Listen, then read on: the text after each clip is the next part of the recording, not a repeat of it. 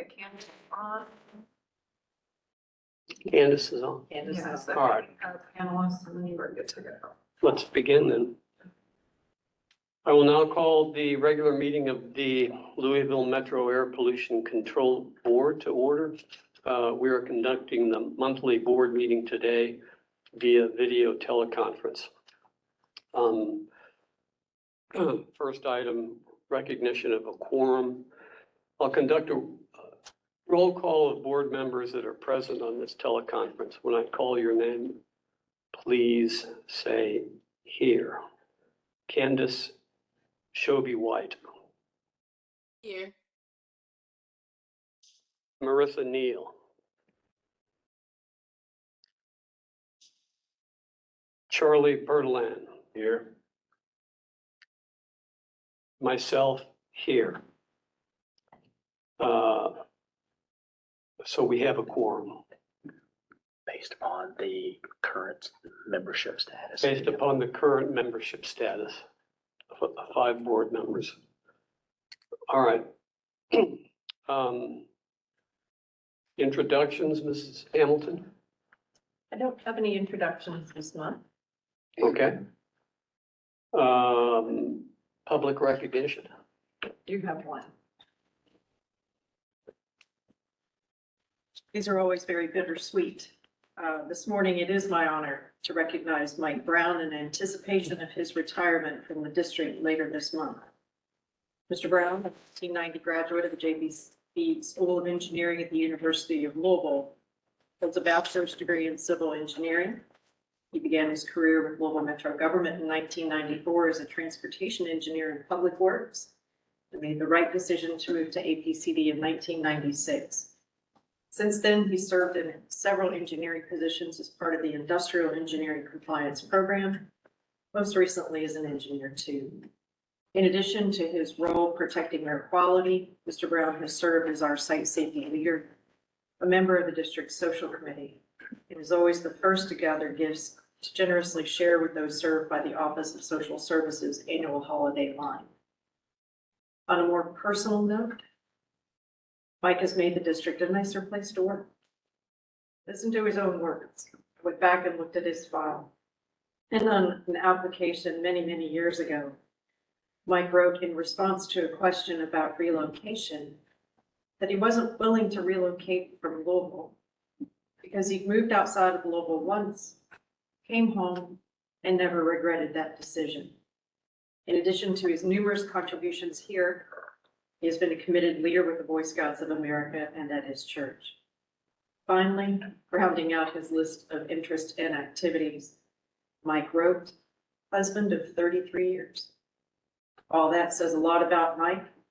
Our thanks to him for his dedication to the district's mission, his unwavering kindness towards his colleagues in his community, and his passion for making Louisville a better place to live and raise a family. Thank you, Mike. Thank you. Thank you for reporting. As I'm tearing up here in the middle of the board. Thank you for that, those kind words. You don't have to cry when we have the celebration as part of our chili cook-off. Oh. Try. That's right. Thank you. All right. The minutes of the public hearing and regular meeting held in September 17th, 2025 were distributed electronically for review. Are there any changes to these minutes by board members or comment, corrections? No? Candace, Yeah. is there a? Oh, okay. Thank you. All right. So hearing none, the minutes are approved. Public comment. Ms. Robbins, is anyone registered to make a comment? Yes, we have a few people. Okay. First is John Perry from React.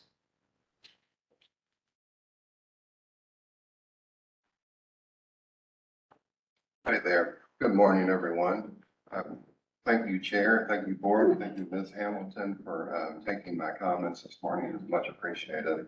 As was, I would like to ask the Board, if not possible, to push the the public comment section more to the beginning of the meeting so that those of us that work and are caregivers can exit the meeting a little bit earlier. I know that today it seems like it moved a little bit faster than it did the last meeting. So that's very encouraging because as you know, in this gig economy, those of us that work hourly, we're not getting paid unless we're actually working. So anyway, I respectfully ask if you guys could consider that later on. Anyway, thank you for this opportunity and the opportunity to speak to you all. Thank you so much. Thank you. Ms. Robbins, has anyone submitted written comments? We have a few other people that registered to make a comment. Oh, okay. Next is Carrie Goff.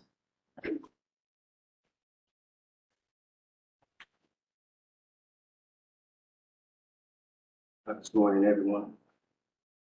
My name is Brother Kerry Goff.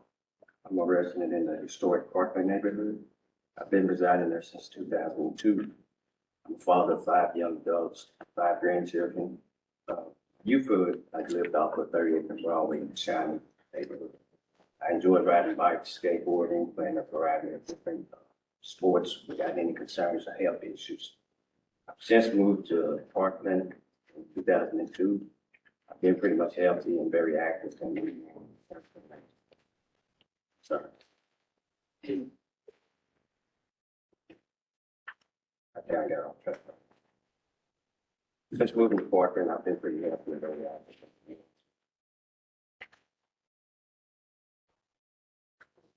I used to realize that after 5 years or so of living in Parkland, I began having some allergies and sinus issues to where my primary doctor prescribes allergy medicines, pills, and sprays and all other things. Just for being outside for everyday activities. Pretty much suffer from sinus infections and sometimes respiratory issues due to being outside in normal fashion. Due to taking these sinus medicine, mainly BPH, which is a large prostate, and mainly due to taking allergy medicine. Gentlemen don't know that it enlarges your prostate. That's what I can't do. Something I discovered in there at night due to the fear of raccoons. I hate to. Just a little bit. They can't hear you. I'm sorry. Something that I Thank you. discovered in the air of the night due to the fear of raccoons. I had to kind of admit that, but I would wear the spotlight to go outside to try to deter them, even though they wouldn't attack me. So need to go outside in the dark, but when I wear the headlight, I noticed in which I thought I noticed something in the air. I thought it was possibly small bugs, and I would admit, shared with my wife. And the more and more I looked at it, it wasn't small bugs. It's some type of debris that's in the air that you can see with the light. And once I look at it closer, only thing I could suggest that it might be, I'm not really certain what it is, but with my years and experience in woodworking, I noticed that it resembles sawdust. And so, I brought it to someone's attention, so I tried to do some research on it, but it definitely, I went out last night, I was trying to take a video of it, but I can't really catch it, it's so small, but it definitely resembles sawdust. I thank you all for allowing me to share my testimony, and everyone have a truly blessed day and blessed week. Mr. Goff, I'm sorry. Are you comfortable sharing your home address for us? Oh, yes. Let me say that. Oh, you can start.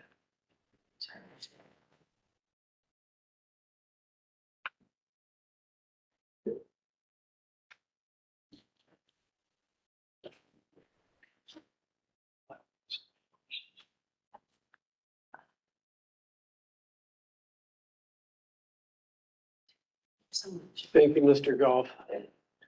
Last, we have Ebony Neal Cochran from React.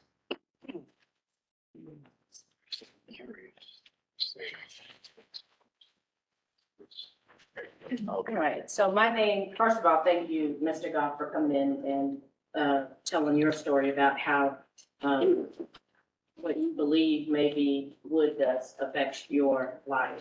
My name is Ebony Neal Cochran, and I'm with REACT, Rubbertown Emergency Action. I'd like to speak today about Anderson Wood, located in the Parkland neighborhood, the same neighborhood that Mr. Goff lives in West Louisville. Our goal is the significant reduction and ultimately the elimination of exposures to fugitive dust emissions, the thick black smoke that sometimes puffs out of the stack, and the potential personal harm or property damage that may occur if there is another fire or another explosion at that facility.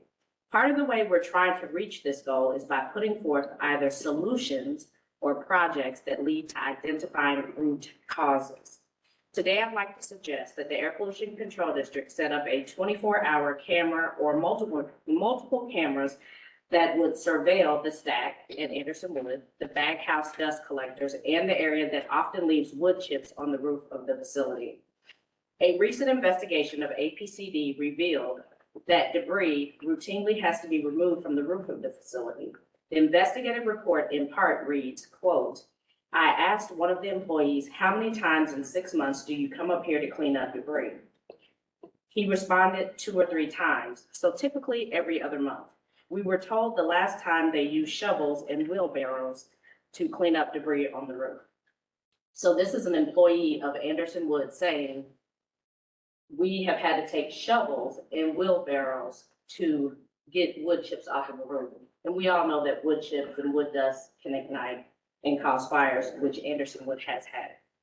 This is not only a risk to workers who have to navigate the roof, but also a fire hazard that would affect both workers and the community. We all know that Anderson Wood has caught on fire numerous times. We previously put forth the suggestion of camera surveillance, but the district was not in favor of it. We understand that the district may not be able to use the video footage as part of any enforcement action. We're not asking you to use the footage for enforcement action. But even Deputy Mayor Nicole George asked what the issue would be if the footage was just used to see what was happening. So it's not just REACT that thinks it makes sense to surveil the to surveil the operation so that we can come to a conclusion as to what is happening. Still, APCD would not consider the idea. We believe the footage could reveal patterns that might lead to pinpointing the process or activity that was taking place in the facility at the time of any fugitive emissions or black smoke events. Identifying root causes is the key to making the environment safe for both the workers and the community. We also believe 24-hour surveillance, if done correctly, might eliminate the issue that happens when residents call to report dust flying across the fence line. In many instances, by the time a compliance officer arrives, emissions have ceased. Not sure if that is a coincidence or if the district makes courtesy calls. Either way, cameras, if placed correctly, would help eliminate that issue. We hope the board can see the value in the use of 24-hour surveillance and helping to reduce potential harm to workers, residents, and those traveling through the neighborhood. Working with those who are most impacted with this issue is the key to finding effective solutions. And I want to say this in closing. You know, at one point, a representative of that community said to us, "Yeah, you're targeting us." But that's not really what's happening here. What we're trying to do here is make things safe for people who live in that neighborhood. Now, if you're the person who's making it unsafe, you know, and you call yourself a target, then that's what it is. But we're not trying to target companies. We're trying to save our community. Thank you. Thank you, Mrs. Neal Cochran. That's some interesting information there, some new information about the debris on the roof. Thank you. No one else is registered. Okay. Okay. Are there any members of the public in the Edison room that wish to make a comment? If so, please raise your hand.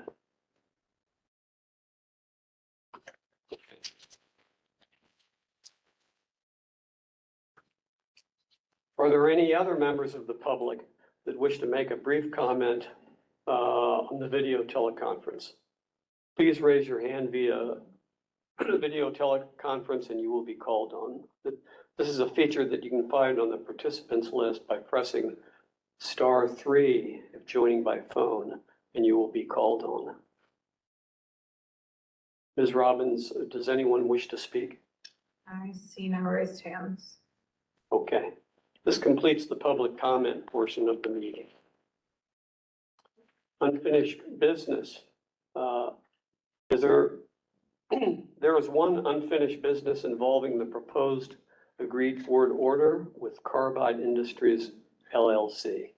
And so that is the next item. The district has recommended that the board adopt the proposed agreed board order with Carbide Industries LLC. Is there a motion to adopt the proposed agreed board order?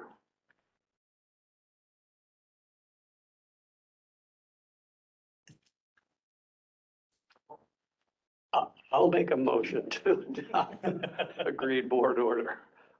Is there a second to that motion? I second. All right. Any discussion? I will now take a roll call vote. Please unmute your mic and say yes if you wish to adopt the agreed board order with Carbide Industries LLC, and no if you do not. Candace Shobi White. Yes, it's Candace Shobe, one syllable. Oh, I'm sorry, Candace Shobe White. Yes. I got that now. Okay, yes, thank you. Marissa Neal. Not present, okay. Charlie Bertolin? Yes. Yes. And myself, Dr. Jeffrey Coburn? Yes. This proposed agreed board order with Carbide Industries is approved, is adopted. Committee reports, there are no committee reports. And now for staff reports. For the director's report, Thank you very please, much, Mrs. Hamilton. and thank everyone for being here this morning. I do want to let the board know that we have a member of the board who has been recommended by the mayor that will be left by council, I believe, this week, for its first reading, followed by a second reading in 2 weeks. And so we look forward to that new board member joining us shortly. We also have an interview for some folks to replace Lee Bell. So that too is moving forward. With respect to APCD staff, we completed our first round of interviews for engineer 1 and an environmental coordinator. We'll be making a recommendation for hiring in the next week or so. We'll also be completing the initial round of interviews for our communications coordinator. So I'm very much looking forward to having you folks to introduce you to in the near future. We had planned to share an evaluation of our risk management plan funding with the board this month, but we'll be providing that information to the board next month as we're moving from our prior arrangement with the Emergency Management Agency, who provided personnel to conduct inspections of those facilities, as well as to be our trained first responder during emergency incidents. We're moving from EMA to Public Health and Wellness's Environmental Division, which includes specially trained hazardous materials response professionals. In particular, right now, we're working to provide Public Health and Wellness with some additional details on training, joint inspections planning, and succession planning that we'll both need as we move to this new arrangement. I believe the board and most folks are aware that the federal government is currently in shutdown mode. At the moment, US EPA is still working. They do have carried forward funding. Their intent is to use that funding as long as they possibly can. When the funding ends, their shutdown plans indicate that 89% of the agency will be furloughed, and they will prioritize emergency response personnel. I do want to mention that earlier this month, last week, I attended the Rubbertown Community Advisory Council's meeting. They had reached out earlier in the year. They asked APCD to do an annual update, which we are happy to provide. That happened this month at their October meeting. The Rubbertown Community Advisory Council is a public forum for communication between member companies and the community to jointly address issues in the Rubbertown area of Maine. Council includes named community representatives, agency members, and 12 member companies. As part of their meeting, they offer an opportunity for the community and the companies to share information, including about concerns from residents and incidents that may occur at a company. Last Thursday's meeting included a report by Carbide on their October 1st, 2025 accident, which involved the release of molten calcium carbide. The company's report, as part of that meeting, stated that there were no injuries and they had immediately contacted 911 and first responders, including the fire department, MSD, and Public Health and Wellness's Hazardous Materials Division had capably responded. They also notified Kentucky OSHA, which is conducting a safety audit. I believe the fire marshal was also responding, and that they had notified the district as required by APCD District Regulation 1.07. The company also stated that they had submitted a follow-up report as required by Reg 107, which asserted that they had reviewed the incident and that they had concluded they had not violated their permit or our rules. As I shared following my presentation at the RCAC meeting, this report is not the end of the district's investigation, but our start. We will independently investigate the incident, including evaluating the root cause analysis that the company is currently preparing. So I just wanted to let folks know where we stand. We are not a first responding agency.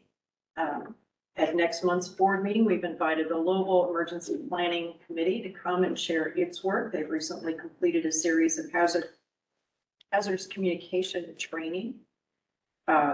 We'll invite them to come and share the progress on that work, as well as their role in the Emergency Planning Community Right to Know Act requirements for them. Bear with me. I attended last night's MSD clarity meeting talking about odors, and I thought it would be helpful if we had some visuals as I talk about our air quality. And if you could load that presentation for me, we'll get started.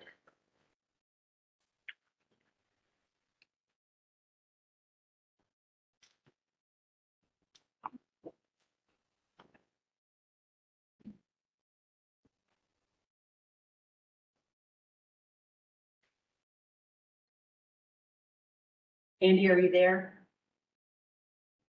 Yes, it's taking me a second to get to the presentation. One moment. Thank you.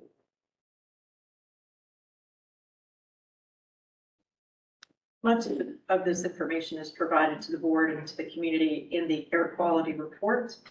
Some of what I'll go over today will be sharing in our annual report, but as a visual learner, sometimes it's just really good to have a picture and talk about this. Next slide, please, Andy. First thing we're going to look at is the National Ambient Air Quality Standards and our status with respect to those. Next slide. These standards are set by US EPA under the Clean Air Act. They're public health-based standards for 6 common pollutants. Back in the day, you could pretty much see these in the air. They're considered harmful to the environment. They come from a lot of different sources. The Clean Air Act is a continuous improvement plan. It requires EPA to routinely, on about a 5-year basis, review the most up-to-date health-based science and where needed, strengthen these standards to protect public health and the environment. Next slide, please, Andy. Once these standards are set, it's the responsibility of state and local air pollution control agencies to develop the plans to bring the area into attainment. You'll note that of those 6 criteria pollutants, carbon monoxide, lead, nitrogen dioxide, particulate matter, ozone, and sulfur dioxide, we're meeting all but one. You'll note that there is a 9 microgram shown for particulate matter. That is because in that continuous improvement program plan, part of the Clean Air Act, that standard was recently strengthened from 12 micrograms per cubic meter to 9. Next slide, please, Andy. One of the ways that we visually represent this for the community is through the air quality index. It is a tremendously helpful, color-coded way to know on a daily basis where we stand with air quality. Green means we are at half of that national ambient air quality standard. Yellow means we've reached the standard. When we go into orange, we issue an air quality alert. That may mean that the air is unhealthy for sensitive groups. Next slide, please, Andy. Here in Louisville, the highest pollutant leads the air quality index.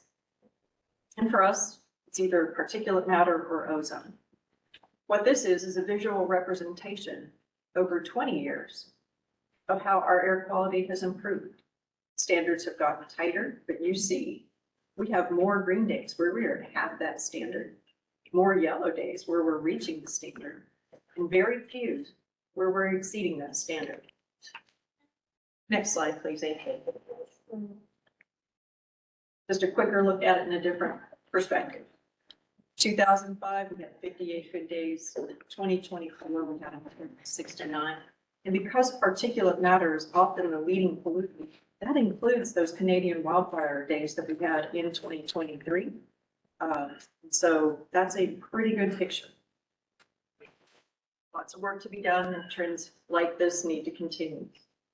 Next slide, please, Amy. With respect to particulate matter, as I said before, last year, in 2024, the particulate matter national ambient air quality standard was strengthened from 12 micrograms to 9. That is a 25% reduction, and we are currently meeting it here. We had expected that US EPA would be issuing what we call 120-day letters ahead of making final attainment designations in February of 2026.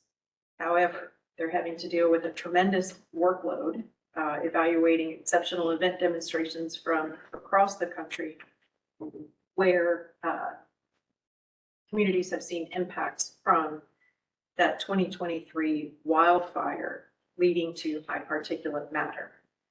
Across the river in Clark County, IDEM submitted an exceptional event demonstration for particulate matter contributions in the 2023 year, and EPA has concurred that that data can be removed. Next slide, Andy. For that reason, and this is part of the air quality report that we provide to the board each month, and you can find it on our website, our area now needs 9 micrograms per cubic meter, and we anticipate being designated as attainment in February of 2026. Now, because EPA hasn't issued those 120-day letters, we're a little off target. We'll have to wait and see what happens when they do issue those. It is possible for EPA to grant themselves a 1-year extension for making those final attainment designations. So we'll see what happens. They are also currently revisiting their words, the particulate matter standard, although they have not yet formally proposed anything for us to review. Any questions about PM, particulate matter? Okay. Next slide, please.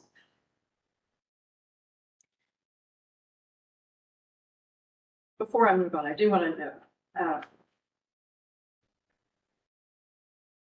that after last month's board meeting, Assistant Director Flannery O'Neill and I visited with Mr. Channing Banks, who spoke at the last board meeting about his concerns.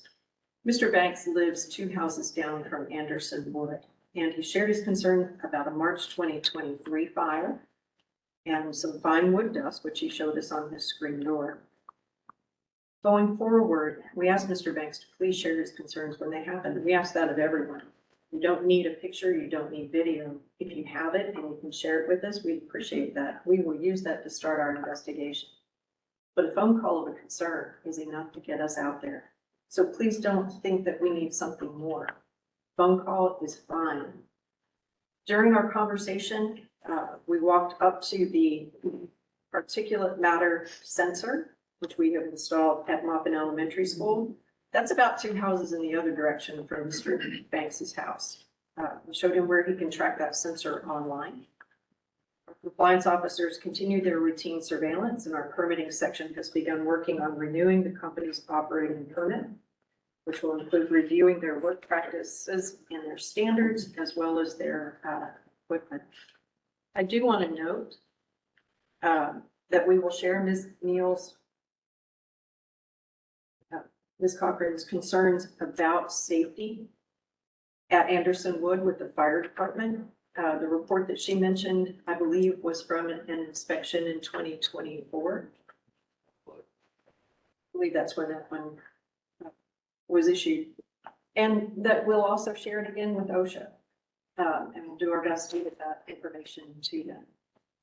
So from our standpoint, we have that sensor in place. It is showing good comparability to our regulatory monitors. So we'll continue to review that. For ozone, moving on, ozone remains a challenge for the area. It always has been. Yes, Can I ask a question or add a comment at this point? sure. I've spent a lot of years in manufacturing Speak plants. up, please. I've spent quite a few years in manufacturing plants, which include dust collection on spray dryers, grinding systems that'll blow up if you don't have them right. I think with what the kind of comments that I'm hearing month in, month out, do we really got to force these companies to take a harder look at preventive maintenance? Because with these comments I've heard today about dust on the roof, that's clearly got to have something to do with the conveyance system and seepage points before it either gets to the bag house or on the internals of the bag house. I believe that our last inspection at Anderson Wood was in April of this year. At that time, we did go up on the roof and did not observe any accumulated material at that time. Okay. So we're aware of that. I do want to note that your concern about woodworking dust, that too is covered under OSHA as a potential hazard, not just for an inhalation hazard, but as a fire hazard. And then we'll reach out to the fire marshal as well to share the concerns that we've heard today. But those are not the concerns that APCD can act on. Those are concerns that we will share with other partners. And we hope that REACT is also reaching out to share their concerns with those folks directly too. Can I ask a clarifying question? Was the inspection a random inspection or were they notified? It was a random inspection in response to a call that we got from Emily. And our folks went out, I think we spoke about 4:45, our folks went out at 5, went up on the roof, conducted an inspection. When our compliance officers go out, they will make observations. We also want the company to know that you all are concerned. To Mr. Bertolon's point, you all are their neighbors. What is concerning to you, they should understand too. So we will share with them. We've heard from them because they need to know that their operations, are having an impact, and that you all are here to share your observations. So with that, are we ready to move on to ozone? I'm good. I just wanted to add that comment about PM stuff. Thank you. So I'll just share something that has nothing to do with this, man. If you buy a replacement part that is not rated exactly as the one you're going to replace, you're going to affect the performance of any piece of equipment you have in your plant. It's no different than putting a Lexus part on a Mercedes, a Ford part on a Chevy, anything like that. It doesn't work the same. It doesn't operate the same. And it winds up being a root cause for a problem somewhere down the road. I'm done. Thank you. I appreciate the observation. With respect to ozone, we'll continue to see challenges. As you all may know, in our ozone history here, the change in the block color represents when the EPA has changed that standard. We've attained the 2015 8-hour ozone national ambient air quality standard. We've made a request for redesignation. It got delayed in EPA's processing due to impacts from the Canadian wildfires in 2023. We've now demonstrated that 2023 has attained the standard, and we're in kind of a pause with EPA having a settlement agreement with us to make a decision about where we stand with attainment. It's being stalled right now by the shutdown in terms of finalizing that. But in addition to my report last month, where I noted that we were still attaining the standard through 2025, we had some additional days after the board meeting where we had high ozone. We believe that the high ozone we experienced in 2024 and 2025 has had impacts still from Canadian wildfires. And we will be preparing an exceptional event demonstration related to monitoring in those 2 years. US EPA has developed a tool. It's called the EMBER tool. It stands for the Expedited Modeling of Burn Event Results. It is a year-by-year tool. 2023 is the only one they've developed to date, but we have learned that they will be developing that tool for 21, 22, 24, and 25. How that fits into our demonstration of attainment, we'll work with EPA and let the board know about our timing when it becomes clearer. Next slide, please, Andy. All right, this is our ozone next. Trying to find this table in our air quality report. 2023 was definitely rough. We've seen some impacts late in the season in both 24 and 25, so it's a bit unusual. We think we have a good exceptional event demonstration that we can put together for those years. Next slide, Andy. This is a screenshot of EPA's fire and smoke map. This is part of that map where you can look at a daily basis. And so this was, I think, September 19th. Thank you. September 19th. It's a little hard to see there, but what you see in the map of the United States and Canada is some red fires. Up in Canada, there's kind of a gray plume that travels down throughout the Midwest and the Ohio Valley, where you see those yellow monitors begin to pick up that smoke impact. We kind of had a high pressure system that capped that here over large portions of the Southeast, including our area. The right side shows information from a monitor. EPA's fire and smoke map is where you'll find particulate matter sensors, including the one that we have located at Maupin Elementary, one in the New Alberta O. Jones Park, as well as some private purple air sensors throughout the county. You also find our air monitoring sites there, and you can see particulate matter impacts. Ozone, however, is reported separately. You can find the ozone readings on our website. Next slide, Andy. Okay, real quick. Next slide. I wanted to bring this up following a conversation last night at MST's clarity meeting. In addition to these criteria pollutants that we monitor for, we're also working on air toxics. They're very locally unique, whereas those criteria pollutants are kind of ubiquitous across the nation. Air toxics are different. They're emitted from a variety of sources. Here in Louisville, we look at those for both carcinogenic impact as well as non-carcinogenic impacts. Next slide, please. For us here locally, because these are uniquely local emissions, the community has worked diligently to stand up a new air toxics program that started with work in 1996 with the West Jefferson County Community Task Force and many others throughout the community to develop a study. That's called the West Louisville Air Toxic Study, and that was used to develop the Strategic Toxic Air Reduction Program. We had hoped to bring a 20-year look back to the board, but with that not moving to the mayor's office, that's going to wait and be something we asked the new comms coordinator to do in the spring. The board passed one of the most sweeping and stringent air toxic programs in the nation back in 2005, and since then we've been implementing. That's implementing it on a daily basis. It's a do, not a did. of a one-time look, but it's something we look at when we have excess emissions from a facility, at permitting for construction, at renewal, on a 5-year basis. And so it is something quite comprehensive. Next slide, please. It's fairly simple to describe. Companies take their emissions, where those emissions come from. We use a pretty sophisticated air dispersion model to evaluate carcinogenic and non-carcinogenic impact of those chemicals. We go beyond the federal program. Generally speaking, the federal air toxics program is comfortable at a risk level of 100 in a million.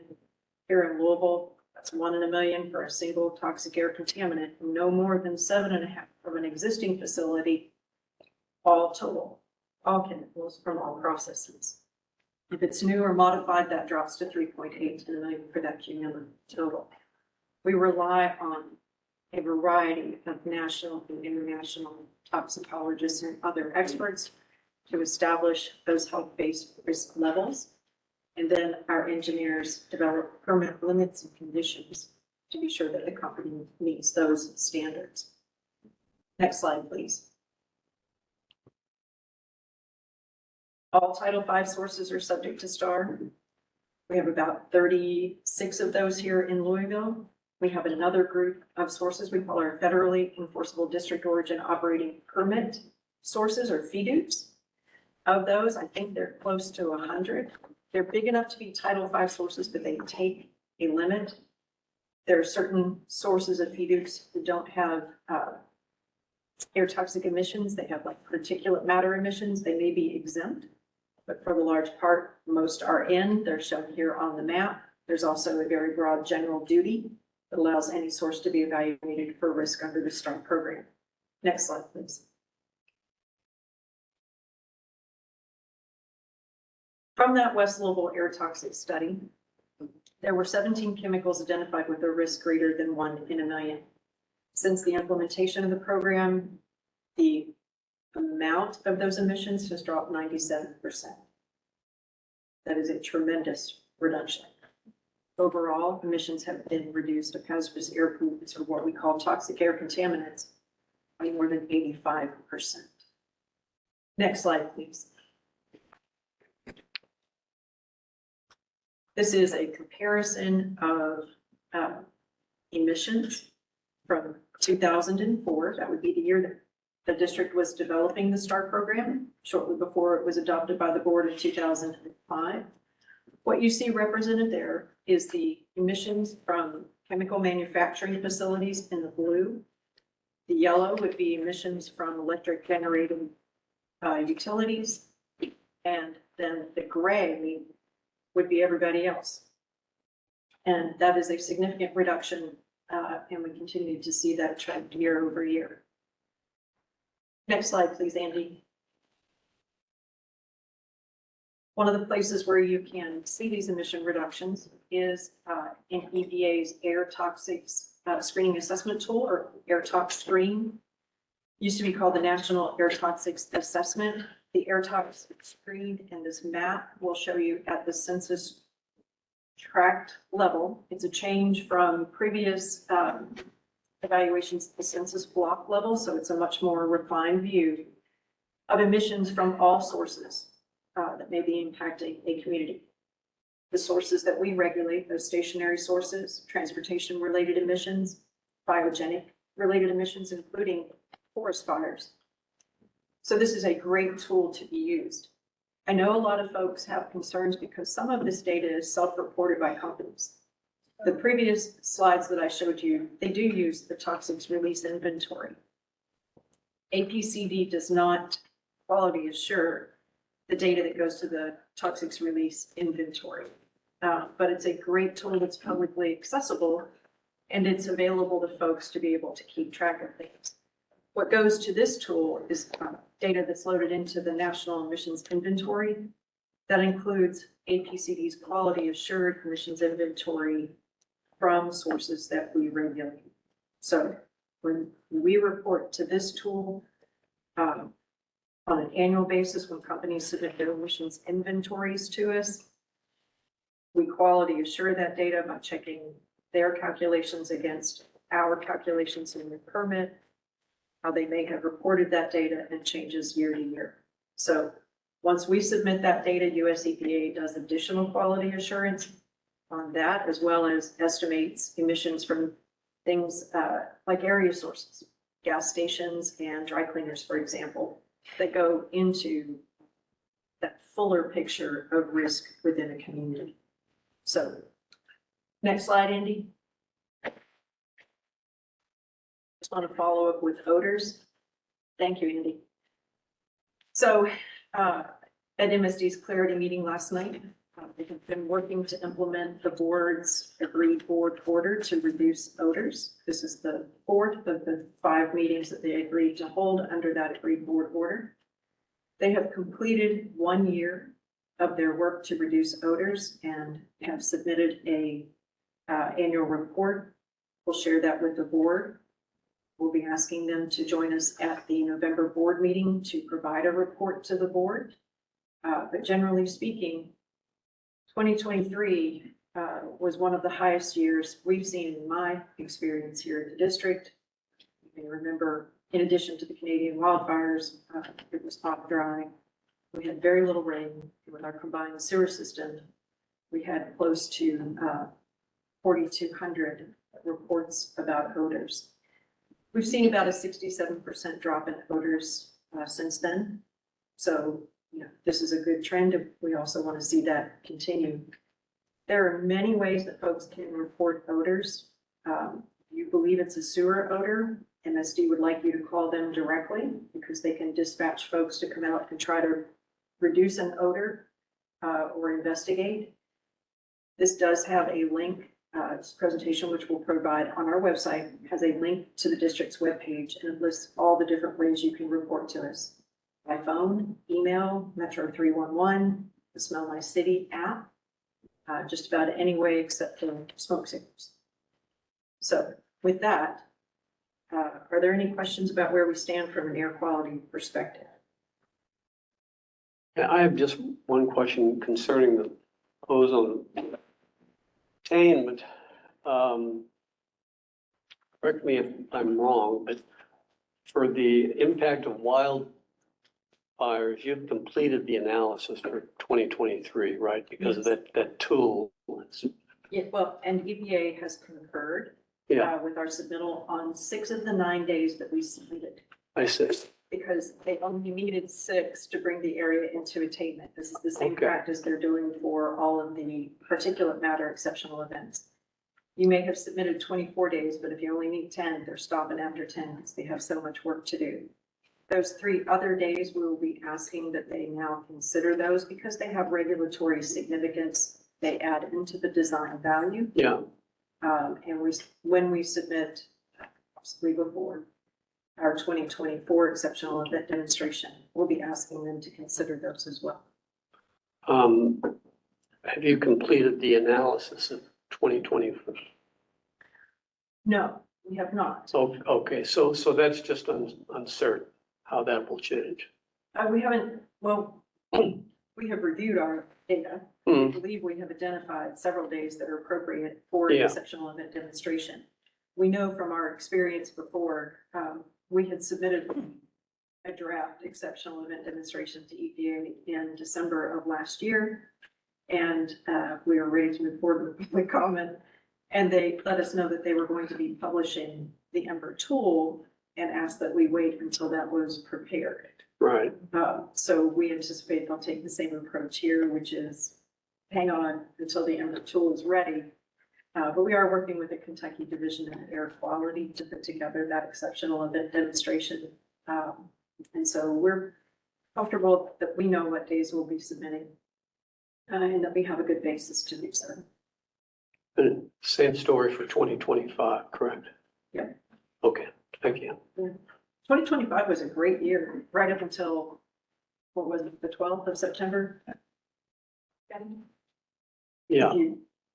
Saw an article recently, I think they've added 18 additional, they've determined that our summer here in Louisville is lasting about 18 days longer than it has in prior years. And we're really seeing that both in 2024, when we had ozone formation during a period of high pressure over the southeast with smoke contribution in late August.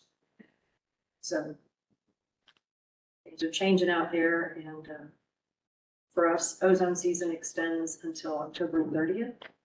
We just have not seen a lot of ozone formation late in the summer, September. Yeah, okay, thank you. So I did want to report that last week, Assistant Director O'Neill, Regulatory Coordinator Lauren Robbins, and I attended the National Association of Air Pollution Control Agencies Fall Conference in Alexandria, Virginia. There, we, along with our national air pollution control counterparts, including a group from American Samoa, heard presentations on the health impacts of air pollution, shared a roundtable focusing on concerns of local air pollution agencies, learned about new innovative practices from our peers, discussed new energy and environmental policy initiatives and how those might impact our work, and met with new EPA leadership. EPA is in the midst of a very slow-moving reorganization. We are beginning to see the larger framework for what was called the Office of Air Quality Planning and Standards, or OEPS. They're moving into smaller offices.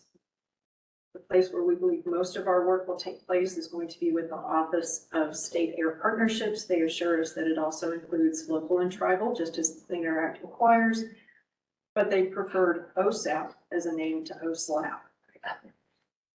All of us will be calling it OSLAP. But with that, we'll share an org chart with the board once we see what the framework is really going to look like.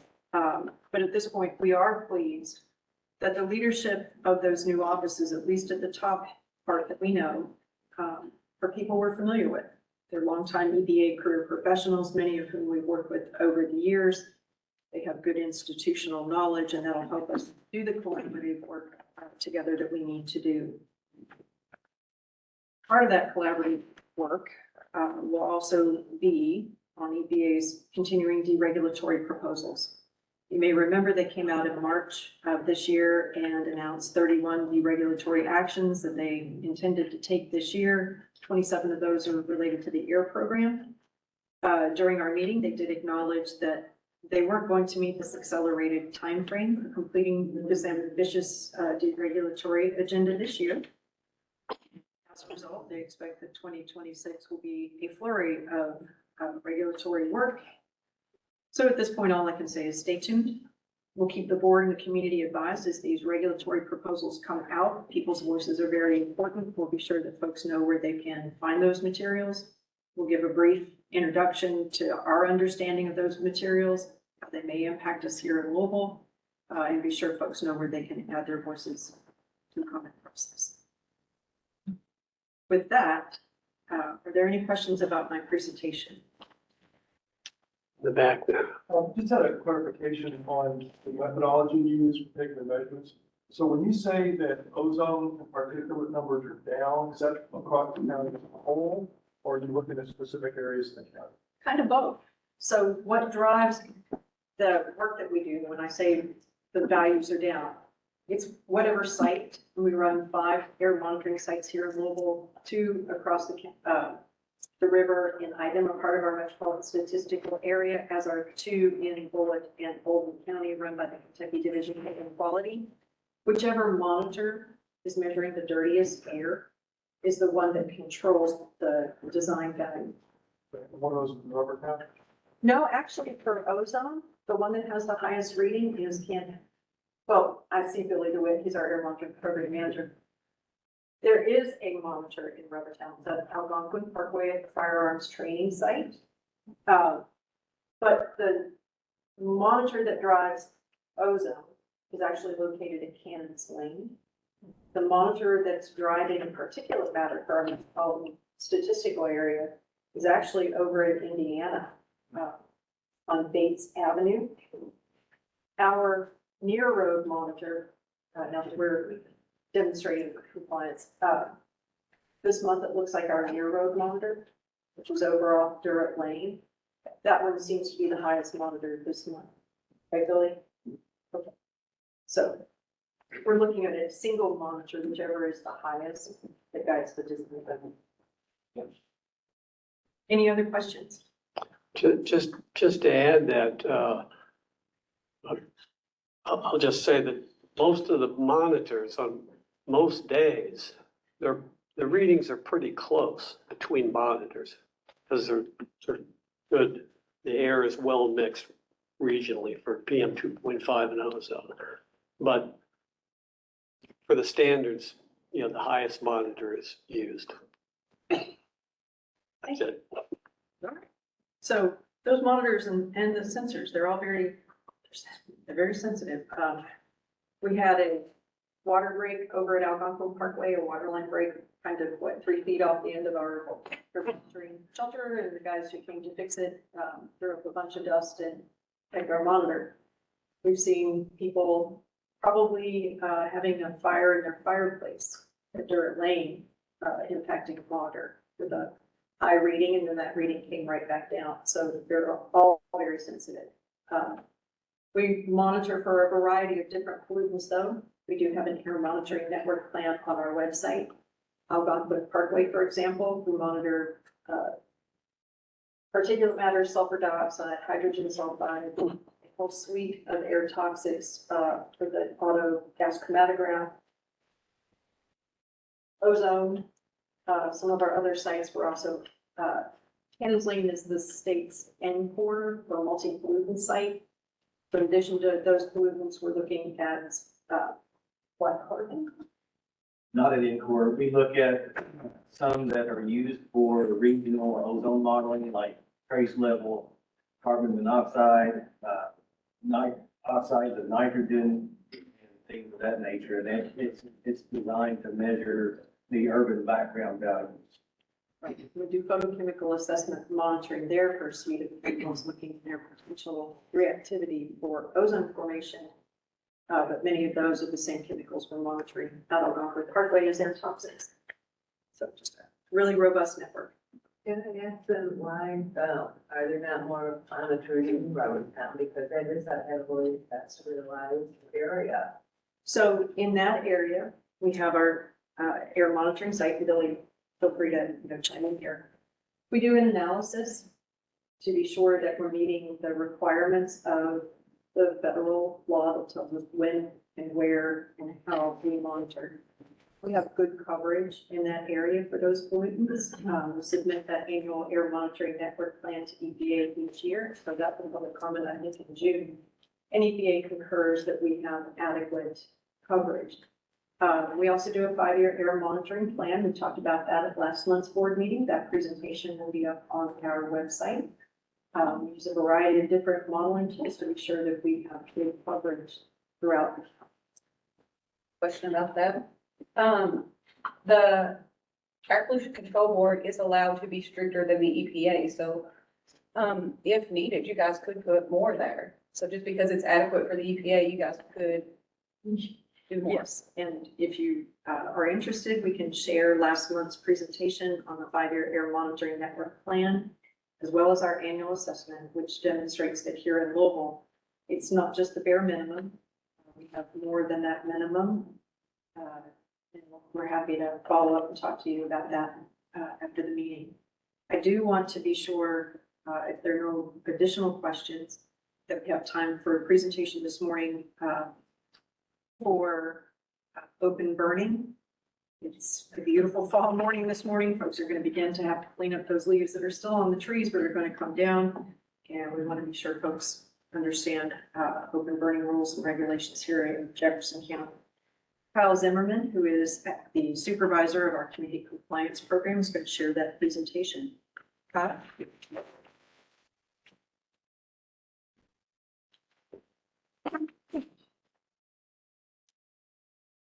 Good morning. As Rachel said, I'm the community compliance supervisor of the Air Pollution Control District. I supervise the compliance officers, 4 compliance officers who respond to community complaints involving dust, odors, and open burning, which is discussing today. It's just a brief presentation covering the regulations, complaints, and our investigations. Next slide.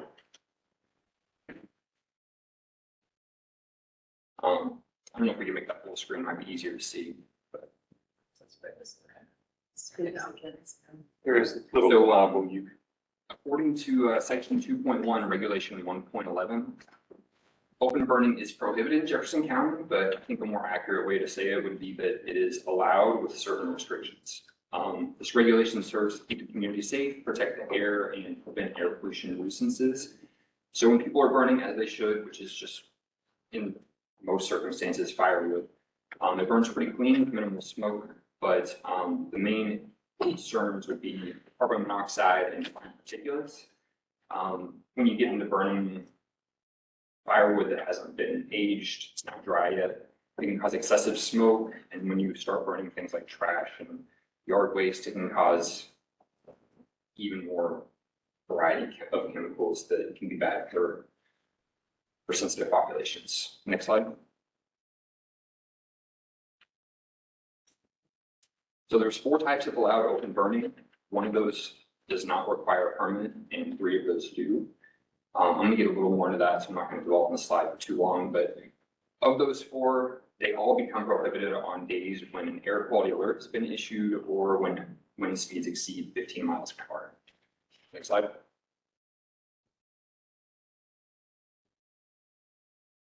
So the first one, which does not require a permit, would be recreational fires that are below a certain size, and that size is 3 feet by 3 feet. It is required that if you don't need a permit, you need to follow the rules of it needs to be clean, dry firewood that's been aged. The use of accelerants is prohibited, so kerosene, gasoline, anything like that. And this firewood includes the fact that you cannot burn any sort of yard waste or leaves or anything like that. And there are a few examples of what these illegal fires look like. Like on the far right, there's a chimenea. The middle is kind of like a constructed fire pit, and the left is a bit of a hybrid between manufactured and constructed. Next slide. A few examples of some of the prohibited materials we see burned, a variety of trash. Treated wood is a pretty common one that people don't always know isn't allowed, but it can release harmful chemicals. Green leaves, grasses, things like that can cause excessive smoke. We see a pretty good variety. Next slide. So the first one that does require a permit is also a recreational fire, but it's a little bit larger. So between 3 feet by 3 feet and 5 by 5, it's still allowed, but it's only for a 3-hour burn window, and whoever's going to perform the burn needs to submit an application, and we'll normally have somebody go and do an inspection just to make sure it follows our rules.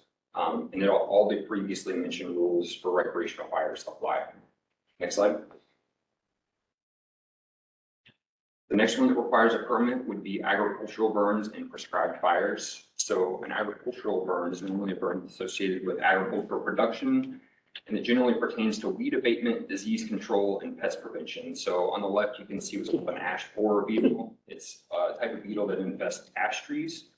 To the right of that bug, you can see some of the markings that can show that there's an infestation, and really shouldn't be hauled off-site because you don't want to spread those. So things like that would be considered agricultural and allowed by our regulations. We also have prescribed fires, which are conducted by a trained team, which is normally, there's only one person pictured on the right who's performing the prescribed fire, but normally 15 or more people, led by a burn boss, highly trained. And it is to facilitate silvicultural, which is forest-related, grassland, and wildlife management practices. Next slide. The fourth and last would be open burning for fire training. Normally fire extinguishers, these are performed mostly by facilities just to train their staff to safely and effectively put out fire. Next slide. Here's an overview of the complaints we've received over the last few years. 2023, we had a total of 277 complaints. 2024 is 354, and this year I think we're on track to be somewhere in between those two numbers. You can kind of see a bit of a pattern. Normally in months where it's nicer to be outside, people will be burning, but also in the spring, when people are doing spring cleanup, and fall, when people are burning their yard waste or leaves, we get a bit of a surge then too. Next slide. So our complaint investigations and enforcement process, these can be some of the more difficult ones to deal with just because every situation is different. Different house, different residents, sometimes they're home, sometimes they're not home. Sometimes evidence left behind from the burn can be hard to really get an idea of what was done, but we can usually tell if it's been prohibited burning. Normally these are received through community complaints, but we also do surveillance. If we catch a whiff of something that smells like someone's burning something they shouldn't, we'll stop by. But community complaints are the main way. Our compliance officers will go to the address reported, try to make contact with the resident, but on the right, you can see a door hanger that we use. If somebody's not home, we'll put a door hanger on the door. There'll be a business card stapled there and ask the resident to contact us about the complaint and what they've been doing. But we'll do an investigation, try and access the property if possible, get some pictures. That way that if we return after we pull them the regulations, we can prove that continued prohibited burning has been continued. So that's our general process, and our priority is to inform the public because we get a lot of new residents in the area who don't know our rules. So just letting them know what the rules are before going to enforcement, send a warning letter. But if prohibited burning continues, we will refer it to our enforcement section for a notice violation. Next slide, I think that's it. If there's any questions from the board. For Jefferson County only. Yes, yeah. Yeah, outside of Jefferson County, the regulations are a little more lax, but yeah, still no trash burning. The size.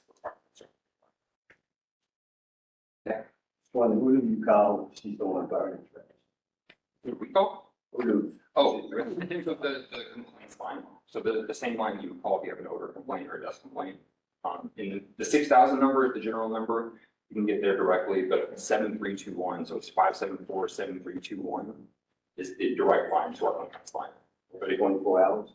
You can call 24 hours, but our response is during business hours from roughly 8 to 5. That one is not. Yeah, if it's something that's concerning you, 911 should be the first line of contact if it's something where you think that honestly, like, it might cause a structure. We deal with the fire department pretty regularly. They'll let us know things they see, continued issues that, you know, they've let people know the rules, but they're still not following them. Yeah, 911 is definitely first line for safety concerns. Yeah. Thank you, guys. Okay, thank you. Other staff reports have been made available online and are distributed electronically to board members. These include the air quality data report, enforcement status report, excess emissions event report, and complaint investigation status summary. Are there any questions by board members on any of these reports?